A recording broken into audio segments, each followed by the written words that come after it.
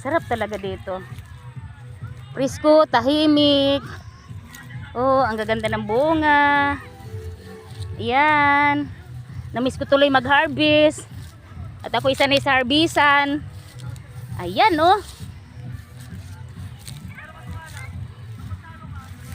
Ganda ng bunga. Wow. Okay. Diyan po kami, oh, nagkampo. Birthday nung kapatid ko. Ayan, yung Mang Albert Resorts. Ayan, daming tao.